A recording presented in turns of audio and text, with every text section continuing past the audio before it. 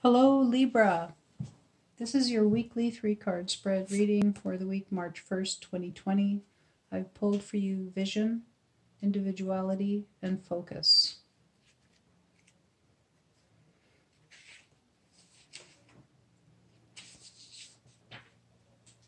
For your situation card, we have vision. At times, you will have less vision, and because of that dimness, you will become unbalanced in your seeing. You will see everything, every stone, every machine, every tree as being dead rather than alive. As your vision grows, sit still within the city. Begin to see that the stones and the plants and the machines are alive. Even the dead trees have passed through the gateway in the west. Their spirits carry the dreaming shield or the configurations of the experiences of your life. Begin to see the life within every object. Begin to see the sacredness in all things, in their energy, their colors, their luminous forms, their shadow beings. Then you will become strong. See power all around you. It is you. When you do, you will have true vision. The painting is entitled City of Light. It is about knowledge. Excuse me. It is about knowledge and the juxtaposition of the ancient and current symbols that live within us all. Here sits Varasattva, a perfected being, facing an easterly direction with a traditional Vara, thunderbolt, and Ganta bell in his hands, symbolizing the power of God, the wisdom and compassion within each of us. This being stands tall in centeredness, as we all strive to do. Do not be distracted by the surrounding buildings of commerce. Stay centered in your vision of sacredness and rise above the ordinary pain of life.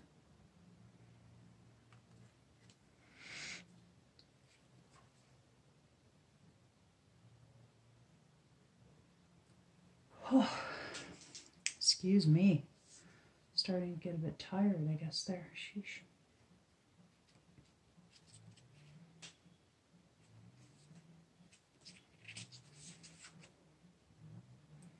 But I have to push on so I can give you your reading, get it posted. I'm enjoying it no matter how tired I get. For your challenge card, we have Individuality. When the shield carrier reaches the top of the mountain, she never seeks approval, because approval is based on doubt. Your strength and wisdom are celebrated in your unique ability to view the experience of life with new vision. Power lies in individuality and the ability to see yourself through your own eyes and not through the eyes of another. To be in power, you must own your power and exist within your own individuality. The painting is entitled Meeting the Members of the Board. People are so stuck in their ruts of everyday life that anyone with unusual ideas cannot be accepted. The Native American chieftain in full ceremonial dress is clearly an outsider in this quote-unquote civilized setting, where the men are speaking of architecture and of building a city. What the board members may not understand is that the chieftain is a great individual in his own culture, and he might have the answers to survival that all of the members need to hear, but are too afraid to hear. The same is true for us. We too are afraid of answers that come out of the unknown, out of something that is unfamiliar to us. And because the unknown is unfamiliar, we do not understand it, and we may feel the need to destroy it. That is our tragedy. To be in power, you must first be an individual. This is a North card because individuality takes strength and wisdom, the teachings of the North. Sorry if the card drifted off to the side there. It's getting a little hard to hold it up. I'm right about the 10th video that I'm doing tonight, so 34. Excuse me. For your guidance card, we have Focus. Much of what you see in life is an agreement that something is in fact true. To develop power, focus on one aspect of your life.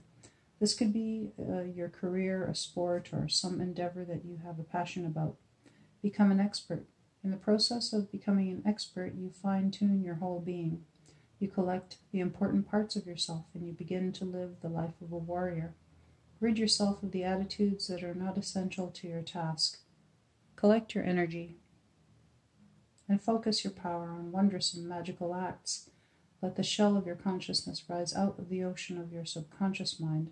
It's just a matter of focus. The painting is entitled Silent Sound.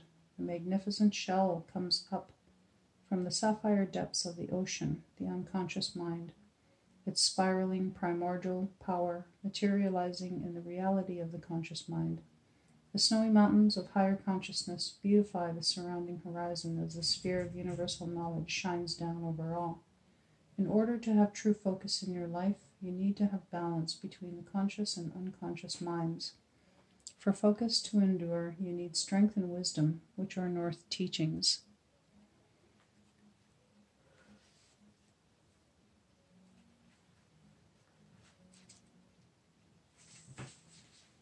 So, the additional advice that I have from this reading is that since I pulled 2 cards of the North, this goes to show that there's a heavier emphasis on the spirit or spiritual aspect of your wheel this week, Libra. And as such, to counteract that for more balance, you would need to spend some time with the South teachings, the direction for the physical and your inner child. The North is the direction for the spiritual and the adult self. So this is where you're spending a lot of time right now.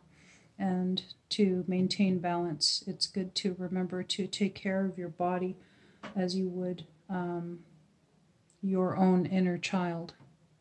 If you imagine yourself as your little self, your little child self, you would want to give him or her the nourishment that they need, keeping them hydrated, letting them to get fresh air, and exercise is important, as well as making sure that they are rested and that they're having good quality time to spend with themselves so that they can feel whole and complete. As well, if you're maybe feeling a bit off, it might be a good idea to try some supplements. Here in Canada, it's always a good idea to try to have some vitamin D. D3 with K2 is great. And as well, just try to remember to, when you're caring for your body, remember that you would want to treat your inner child as you believe that your child self should always have been treated. Whether or not you were treated well as a youngster, or maybe you weren't. As an adult, you can treat yourself the way that you feel you always should have been treated. And this is important because we always live with all of ourselves, our inner child, our adolescent self, our adult self, and our elder self. Sometimes we feel older than we actually are. Sometimes we feel younger than we actually are. Sometimes we feel very childlike or like a teenager, and it defies our actual age. That's because we always carry these aspects with ourselves. Our physical, our emotional, our spiritual, and our mental selves are always with us as well, whether or not we actually acknowledge that we have a spiritual aspect of ourselves. It is a part of our nature, I believe, and so getting back to the message for your reading, it's important to treat your body well this week, and I really hope you enjoyed your video and the insight. Please join me again for next Sunday. I will be here, and thank you for watching, liking, sharing, and subscribing to my channel. I really appreciate that. Take care.